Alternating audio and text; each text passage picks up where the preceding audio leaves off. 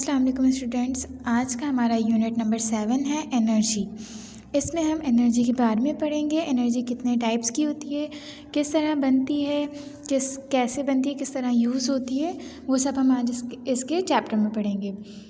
और टॉपिक है हमारा sources of energy. Let's start with sources of energy.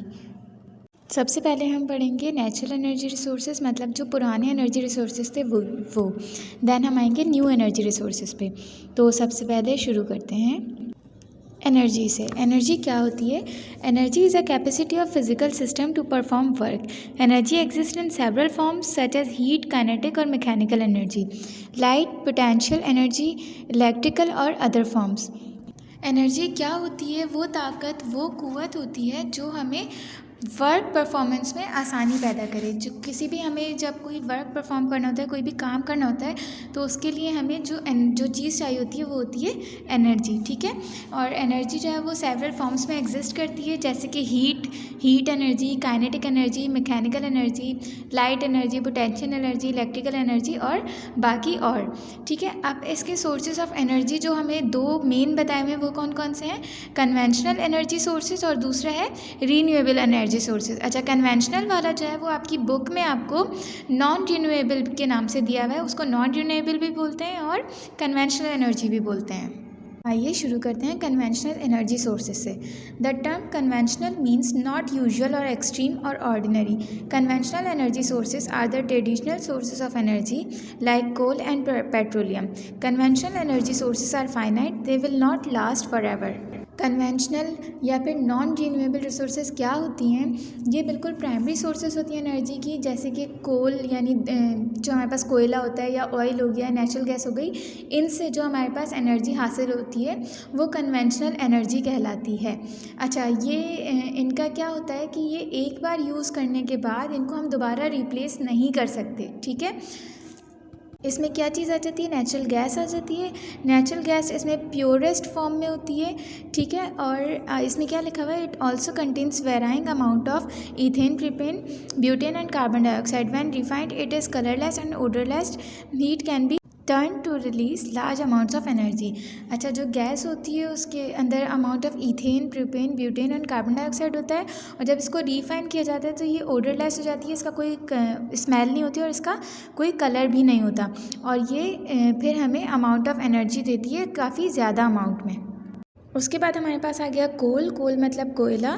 Coal releases large amount of energy when it is burnt because of the density of hydrocarbons in the material। अच्छा, जब कोयले को जलाया जाता है तो वो अपने अंदर से हाइड्रोकार्बन्स को रिलीज़ करता है, जो हमारे पास एनर्जी का ज़रिया बनते हैं, जिससे हम लार्ज अमाउंट ऑफ एनर्जी ले सकते हैं। ठीक है।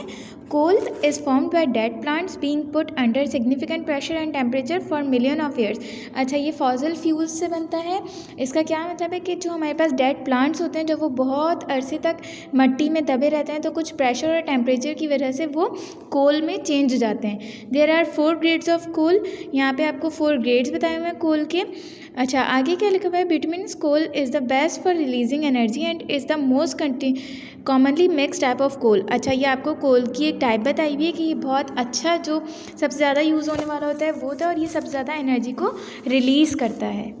अब हम आते हैं रीन्यूएबल एनर्जी सोर्सेज पे। Renewable energy is natural energy which does not have a limited supply. Renewable energy can be used again and will never run out. अच्छा, रीन्यूएबल एनर्जी कौन सी होती है जिसको हम दोबारा यूज़ कर सकते हैं, और ये नेचुरल एनर्जी होती है जो कि limited supply, which does not have a limited supply, जिसकी लिमिटेड सप्लाई नहीं होती, हम इसको बार बार यूज़ कर सकते हैं। Renewable energy is energy which comes from natural resources. Renewable energy जो है वो नेचुरल रिसोर्सेज से आती है, जैसे कि सनलाइट हो गई, विंड, हमारी हवा जो होती है, रेन यानी बारिश, टाइड्स एंड जियोथर्मल हीट। ठीक है। Which are renewable natural replenished। Renewable energy is an alternative to fossil fuels and nuclear power and was commonly called alternative energy। अच्छा, रिन्यूएबल एनर्जी जो है उसको हम दूसरे लफ्ज़ों में क्या कहते हैं? ऑल्टरनेटिव एनर्जी कहते हैं, और ये फॉसिल फ्यूल्स और न्यूक्लियर पावर से ऑल्टरनेट होती है। रीन्यूएबल एनर्जी सोर्सेज में हमारे पास लिस्ट क्या आ गई, पहले आ गई biomass, hydro, geothermal, solar, tidal, wave, wind, would, ये सारी हमारे पास नेचुरल रिसोर्सेज होती हैं जिससे हम रीन्यूएबल एनर्जी को रिक्रिएट कर सकते हैं। Renewable energy replaces conventional fuels in 4 distinct areas: power generator, hot waters, transport fuels and ruler of cold energy services. ठीक है, इन 4 चीज़ों में हम इसको रिप्लेस कर सकते हैं।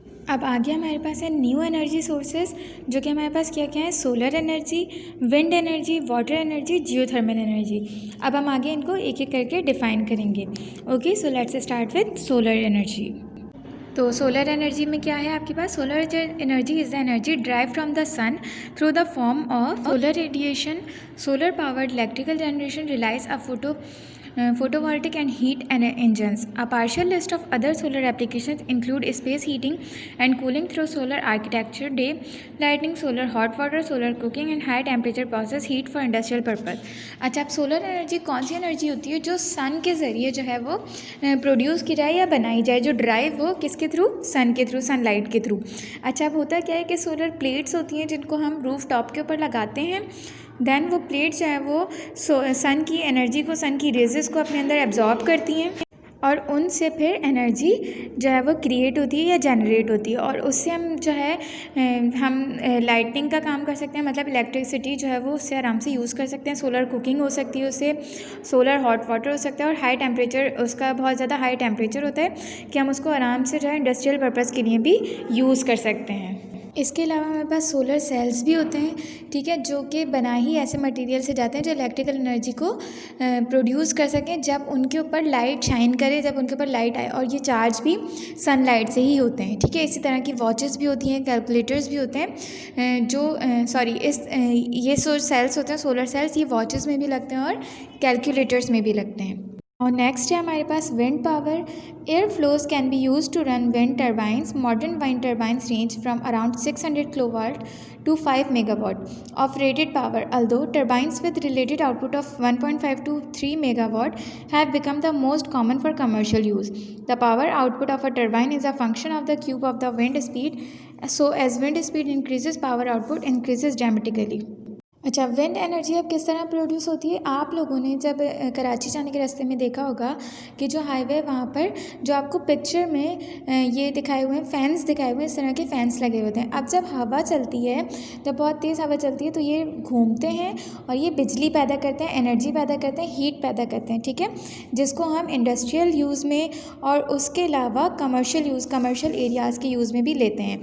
अब क्या होता है, एयर फ्लो जो है वो जितना ज़्यादा होता है, जितना ज़्यादा एयर फ्लो होगा उतनी ज़्यादा ये जो फ़ैन है इसके विंग्स जो हैं वो मूव करेंगे और उतनी ही ज़्यादा हमारे पास इलेक्ट्रिसिटी या एनर्जी प्रोड्यूस होगी। आगे है areas where winds are stronger and more constant such as offshore and high altitude sites are preferred location for wind farm. अच्छा, ये जो ये आपके पास फैंस लगे होते हैं ये ज़्यादातर हाई एल्टीट्यूड की साइट्स पर होते हैं या ऑफशोर मतलब समंदर की साइड पर होते हैं, क्योंकि वहाँ की हवा ज़्यादा तेज़ होती है। अच्छा, जो यहाँ पर होते हैं इनकी वेयर विंड्स आर स्ट्रॉन्गर, यहाँ पे स्ट्रॉन्गर विंड्स होती हैं तो ये ज़्यादा जल्दी हीट को या एनर्जी को प्रोड्यूस करते हैं, और इनसे हम विंड फार्म्स भी, इनके करीब विंड फार्म्स बनाए जाते हैं जहाँ पर, ताकि ज़्यादा से ज़्यादा जो है वो फार्मिंग हो, ज़्यादा से ज़्यादा काश्तकारी हो और हमारी प्रोडक्शन जो है वो ज़्यादा बढ़ जाए। नेक्स्ट है हमारे पास टाइडल एनर्जी।